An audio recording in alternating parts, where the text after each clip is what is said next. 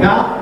Nanti di dalam essay Bapak Ibu sekalian akan dijelaskan mengenai bagian-bagian apa saja di PSE, lalu apa saja dikerjakan oleh PSE, pelayanan apa saja yang diberikan PSE kepada umat.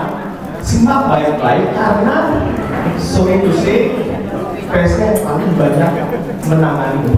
Jadi tolong diperhatikan, bertanya sejelas-jelasnya supaya pulang dari sini sudah tahu bahwa kalau ada kasus ini saya harus melakukan apa. Seperti itu ya. Agak gemuk memang PSE Bapak Ibu karena banyak suksesinya dan sudah mulai persiapan gereja paroki baru.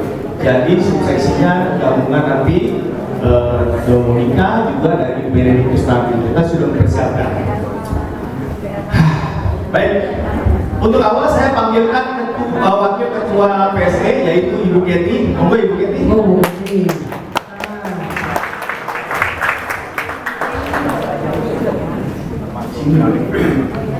Jauh-jauh dong Bu.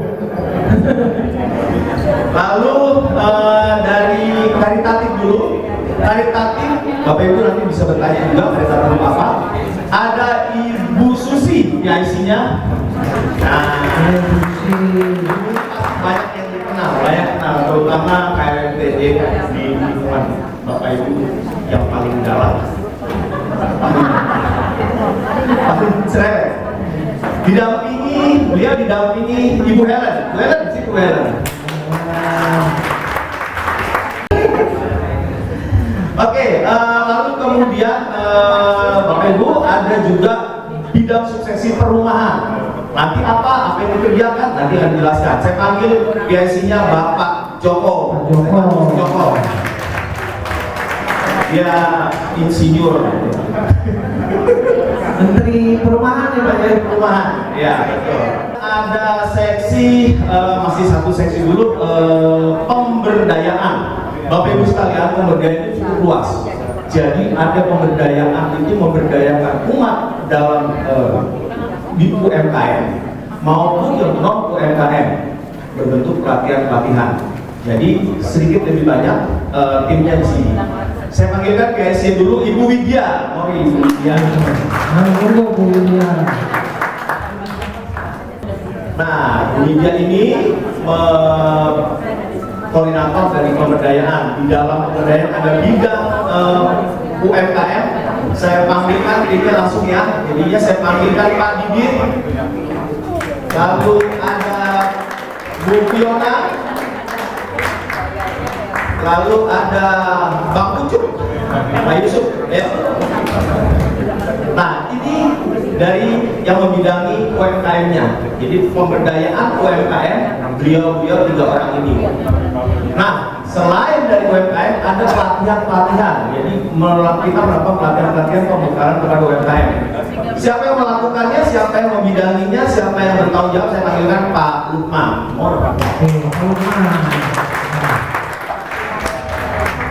Agak bukan banyak, jadi mohon maaf karena ini sebagian ini Ratu Bele, ini Monica, udah siap ya.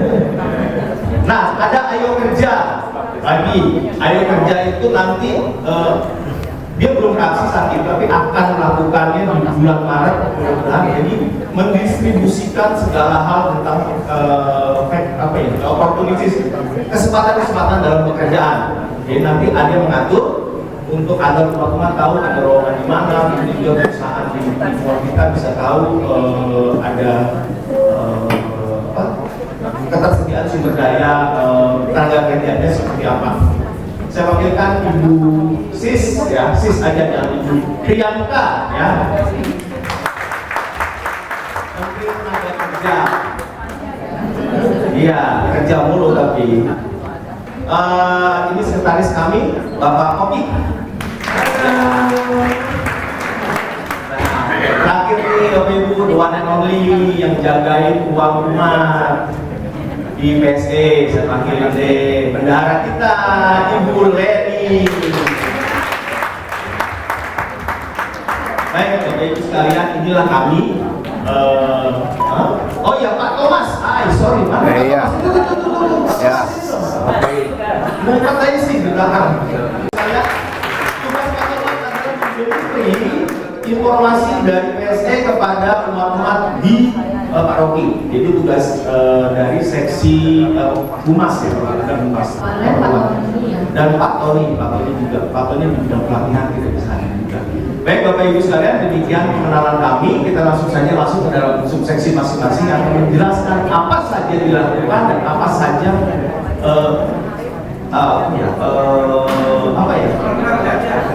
program-program apa saja bisa diterima atau dinikmati oleh KLTD di paroki kita. Bersama-sama berkumpulkan untuk belajar bersama-sama melayani yang notabene bukan saudara aslinya, bukan teman dekat, tapi kita harus saling melayani Bapak Ibu. Next, apa itu dari karitatif itu? Ada yang mau menjelaskan? Ada.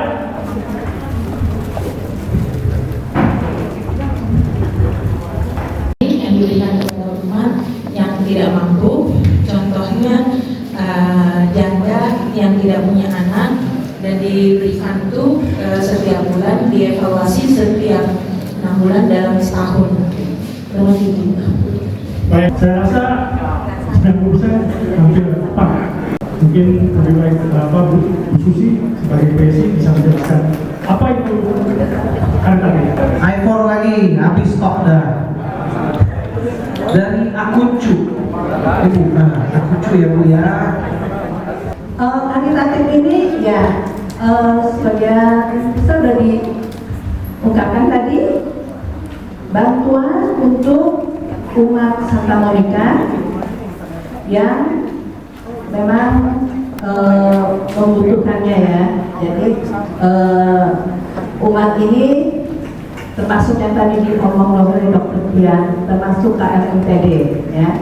Nah, subsidi karitatif ini adalah seksi dibentuk sebagai pelayanan kasih atau amal secara langsung kepada umat yang kurang mampu, yang tadi disebut KLMTD, dan yang sangat membutuhkan. Itu. Jadi seperti yang Dr. Dia tadi bilang, minta tolong untuk Kalin dan SSL. Jangan karena tidak enak, kenal, dekat, langsung tanda tangan, gitu ya. Jadi saringan pertama itu, filter pertama itu dari lingkungan. Tolong lingkungan yang lebih mengenal umatnya, dipilah memang apakah benar ini layak untuk mendapat bantuan. Kalau memang layak, silakan tanda tangan. Bantuan karitatif itu kita evaluasi setiap 6 bulan dan kita berlakukan untuk itu maksimal 2 kali ya, jadi 2 kali periode 6 bulan dan 6 bulan lagi, jadi 1 tahun.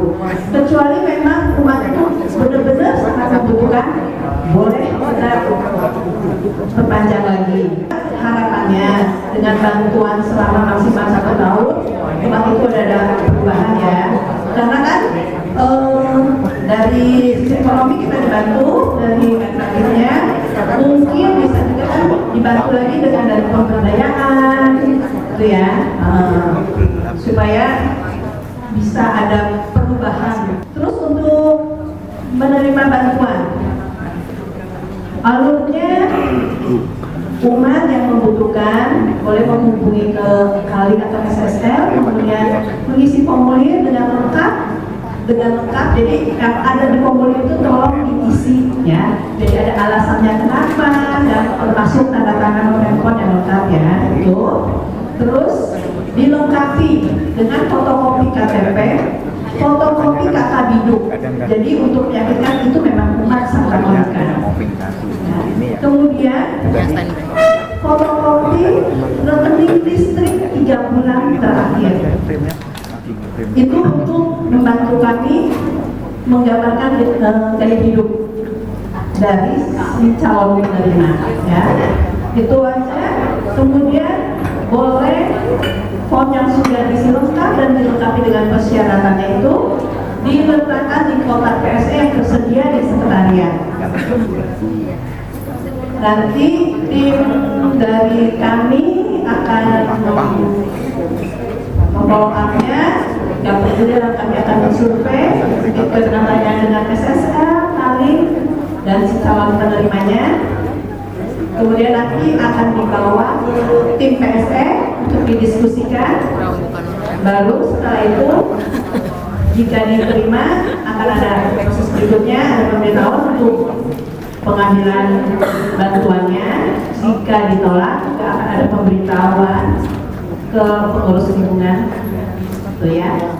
Selamat pagi Bapak Ibu, saya dari si rumah. Jadi bagian dari PSE pekerjaan atau saya dikerjain sama PSE ini pertama ya disuruh mengurus permohonan bantuan rumah berupa sewa kontrakan dan perbaikan rumah. Perbaikan rumah ya dia bukan renovasi atau membangun rumah baru. Jadi atau mendapatkan rumah mendapatkan perbaikan rumah yang pada intinya agar rumah yang kita tinggali lebih layak. Kemudian bantuan ini diberikan sekali lagi ditekankan seperti sesi yang lain untuk rumah yang daerah menjadi kecil, lemah, berikutnya.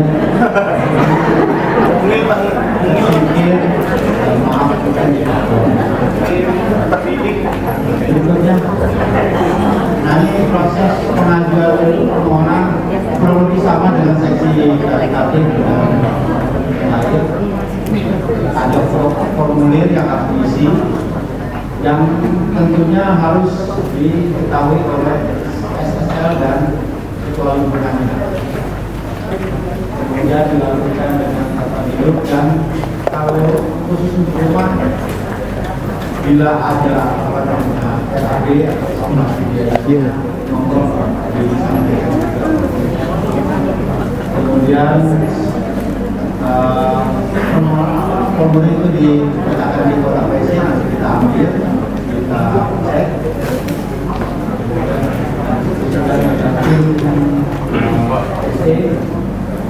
Kita juga akan melakukan survei. Jadi kembali lagi yang untuk SSL dan ketua lingkungan, kita minta bantuannya untuk memfilter permohonan itu apakah layak atau tidak. Perlu dilanjutkan atau tidak. Sekaligus juga karena SSL dan ketua lingkungan itu yang paling tahu kondisi rumah seperti apa. Kemudian kita juga tetap akan melakukan. Berarti nggak sampai kita.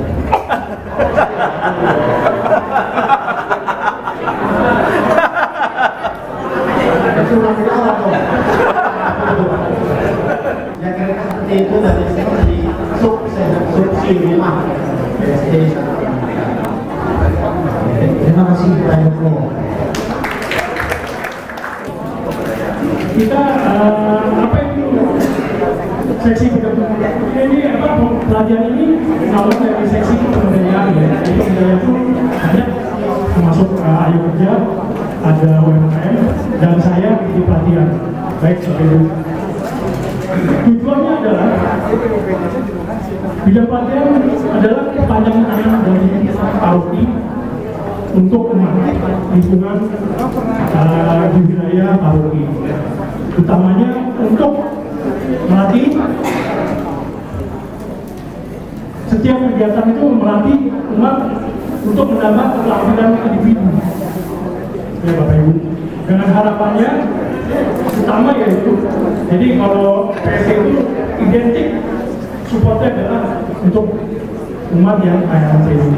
Nah, di sini subbidang pelatihan Bapak Ibu dibentuk untuk menangani permasalahan-permasalahan seperti contohnya putus kerja. Jadi tiba-tiba dengan semakin ekonomi yang berat ini di tahun beberapa tahun belakangan ini ya Bapak Ibu. Jadi ada yang putus kerja, nah tiba-tiba di PHK, ada yang tidak bisa masuk kerja karena kekurangan kualifikasi pendidikan, maaf pendidikannya kurang, terus otomatis skill juga kurang. Mungkin ada lagi yang terakhir biasanya ini pensiunan mungkin usianya masih merasa masih pengen berdaya, mau maupun 50 ke atas gitu, masih kayaknya pengen saya mau bersedia nih. Nah di sini lah kita bersama apa namanya Aida bersama tim itu memikirkan bidangnya adalah pelatihan. Bapak Ibu tadi ini tetap yang titipannya itu bahwa adalah yang dikatakan adalah khusus adalah KLT. Program itu apa sih? Programnya saya akan adilin dua sebenarnya, yaitu akademi dan workshop. Next, apa sih akademi Bapak Ibu?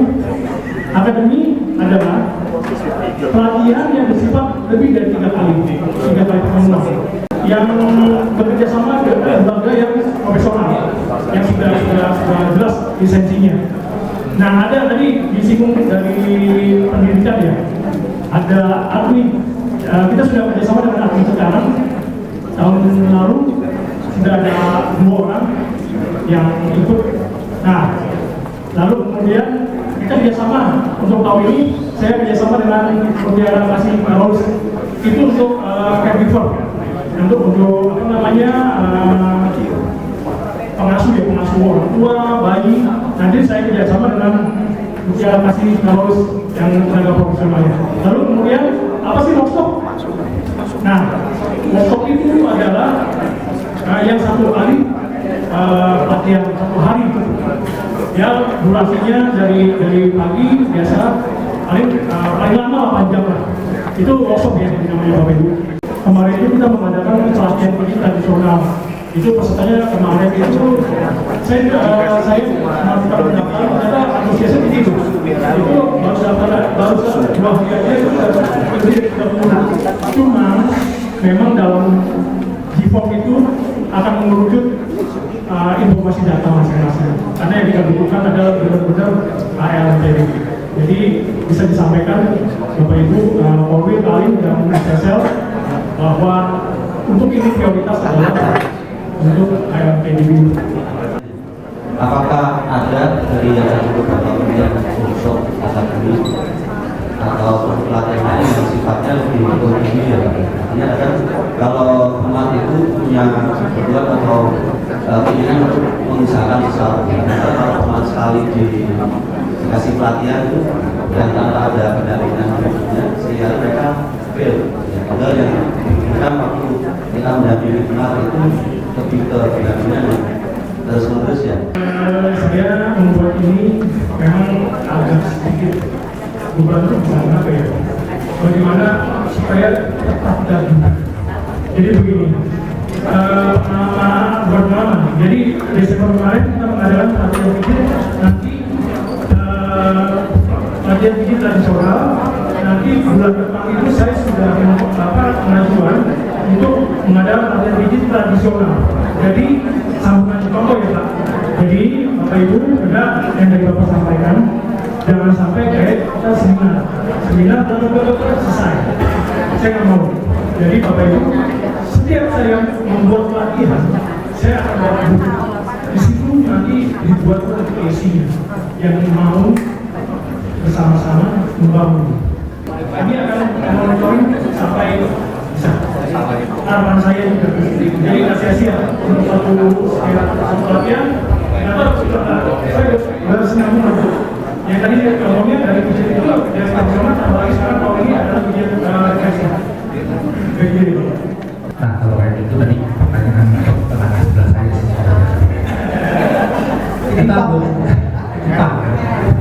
Kita belum tahu nih kriterianya apa namanya memang seperti apa, pergerakan seperti apa. Jadi kalau orang berkata KLTD, hindari pemikiran orang dari komiskin itu dan dia tidak miskin dan tentu Allah dia. Tujuannya itu supaya mereka siap untuk terjun langsung di dunia kerja.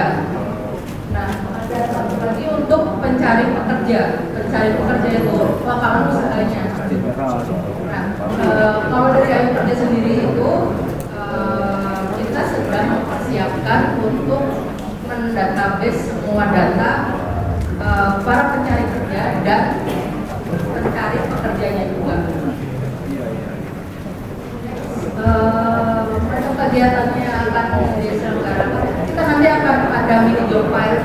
Mini job fair itu nanti kita akan tandem ke basar kebanyakan.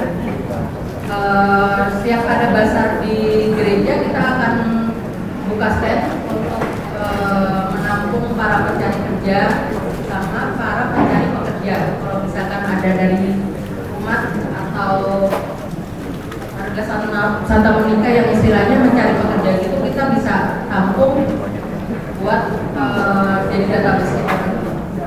Sarana promosi kita ada media cetak. Rencananya kemarin sudah sempat ada pembetulan umat di gereja. Kita pernah waktu lama sih kita suka ada lebaran untuk lowongan pekerjaan di Santa Monica yang bentuknya rektor. Awal-awal saya pernah ada tema lowongan pekerjaan. Nah, mulai sekarang udah hilang karena mungkin karena udah masuk ke website atau kurang berjalan lagi. Nanti kita akan lakukan di mana gereja. Karena untuk media elektroniknya kita bisa ada yang teman-teman di gereja, WA group, website Monica itu juga nanti rencana akan dimasukkan lowongan pekerjaan yang bisa diakses, bisa dilihat oleh para pencari kerja nanti.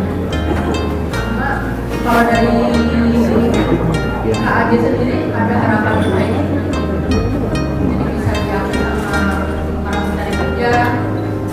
Kalau untuk para pencari pekerjanya itu nanti bisa di orang PSS sebenarnya. Enggak ada, kita ada buka lowongan nih seperti ini gitu. Jadi kalau buat para pencari kerjanya nanti akan lebih ke PSS sih.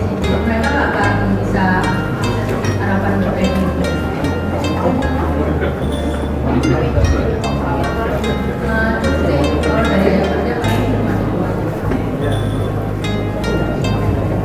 Terima kasih. Kita untuk pengalaman itu tadi training dilatih untuk memiliki satu kompetensi sehingga profesional di bidangnya. Apa kan pijat tadi, pijat, terus apa lagi Pak, AC gitu ya, itu dia profesional memiliki kompetensi.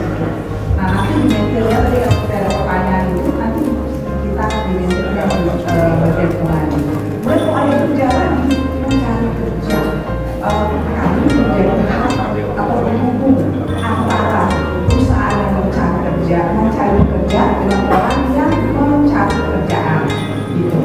Nah kalau di sini yang kami tahu ini lebih ke arah orang yang sudah berstatus, walaupun kecil, walaupun cuma dia sendiri sama suaminya atau sama istrinya, gitu ya, itu yang kami bantu.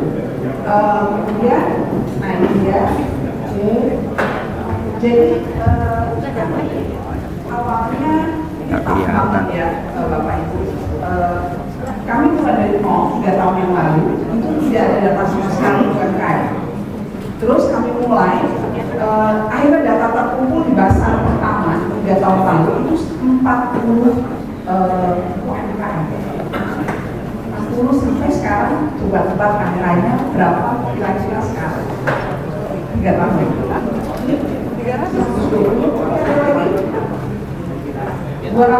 ada lagi 500 kita sudah hampir 500 dan apa sih sapu ini kegiatan sapu ini bagian dari sapu KAJ. Oh iya boleh. Iya, jadi sapu ini kemudian kita bekerja sekarang dengan sapu KAJ. Itu namanya disebut sentra bimbingan usaha kecil. Karena definisi UMKM kalau menurut undang-undang itu bisa sampai dengan 50 miliar. Jadi kita itu benar, itu usaha mikro, itu asetnya 50 juta. Terus kemudian usaha kecil itu kekayaannya antara 50 sampai 500 juta. swasta, omsetnya 300 miliar. Waktu itu kita tanya, kami rapat 2-3 minggu lalu dikaji, apa benar sampai segitu? Betul, itu yang kita cover. Jadi usaha-usaha yang seperti itu yang dibina oleh kami bersama. Tadi tentang namanya gereja, itu ada catatan KLMTD. Nah, tapi di paroki kami kita sudah lakukan mapping dari 400 lebih tadi hampir 500 UMKM kita lakukan mapping. Mana yang dia sudah bisa naik kelas, UMKM naik kelas itu jadi perusahaan menengah. Kemudian mana yang sama sekali nggak bisa. Dikasih order, kita nyari order ya, banyak UMKM masalahnya di order di marketing, jualan gitu ya. Udah dikasih order, dikasih tetap aja nggak bisa, mintanya begini ya, mintanya ke PSC, mintanya ke Bu Susi, datangnya ke Bu Susi, tadinya untuk rutin bulan mendapat. Itu banyak sekali mentalitas seperti itu yang bisa maju pelan-pelan tapi kurang apanya kita masukkan di kelompok yang bisa maju kita masukkan di kelompok ini, bahkan kita buatkan paguyuban namanya peluang cahaya. Nah, peluang cahaya ini yang sudah ibaratnya kami PSE itu udah nggak harus ngurusin secara detail. Jadi yang utama dari kita itu sebenarnya adalah pemetaan sehingga tahu dan mengenal di dunia seperti apa. Kemudian tujuannya, pada cepat ya. Tujuan ini adalah yang pertama memberdayakan usaha kecil, meningkatkan kesejahteraan dan mendorong gerakan beli dari rumah. Sekarang bayarnya kita kira-kira 20.000 ya Pak Arif ya, kita ininya ya. Rumah kan 20.000. Kalau belanja di 400 terjadi kita itu udah berapa? Lumayan gitu ya, kira-kira seperti itu. Tapi ke depannya akan ke sana. Nah, pendekatannya melibatkan mentoring dan pelatihan yang berstruktur. Kita punya mentor bagus-bagus, itu dididik juga dari KJ. Di sini ada beberapa dari kita mentor-mentor itu memang sudah dididik di KJ. Kemudian kita juga punya yang pendamping UMKM itu yang standarnya sudah BNSP. Kita bisa dibayangkan kita profesionalnya jauh lebih bagus karena kita sudah punya 3 orang itu standar BNSP, standar nasional Indonesia, gitu ya.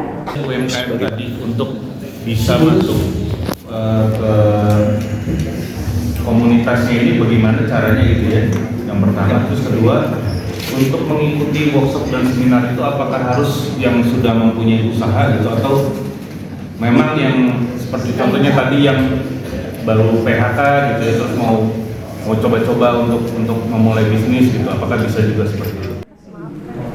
Karena tandanya dia UMKM kita. Ini Bu. Karena beberapa pemerintah itu pada sebelah beberapa tetangga gereja kita nggak punya UMKM seperti ini, itu kayak masuk gitu. Jadi kita gabungkan dulu. Terus kemudian apakah boleh ikut itu bisa memungkinkan sekali. Tapi